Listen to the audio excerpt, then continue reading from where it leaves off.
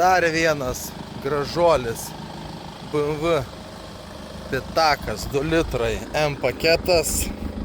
Išspręstos visos problemos, tepalų bėgimai, variklio pagalvės su žibintais, nupoliruotas, naujos padangytės su panoraminiu stoglangiu, su tokiu saloniuku gražiu, vairai M paketai, didelė navigacija, šildomos sėdynės.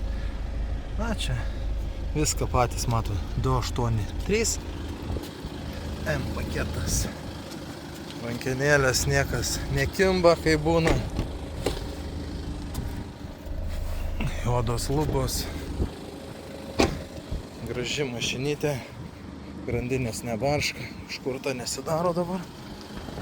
Gali tokį įsigyti modelį už 8100 euriukų. Labai reikės, pravarysim techninę naują apžiūrą, nes jinai praeis be problemų, nes viskas patikrinta, sužiūrėta, ką tik po aptarnavimo investuota 800 eurų.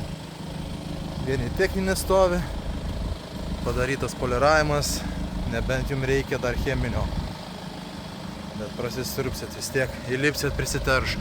Tad toks modelis, 2011 metų, 2 litrai 135, 8100 eurų.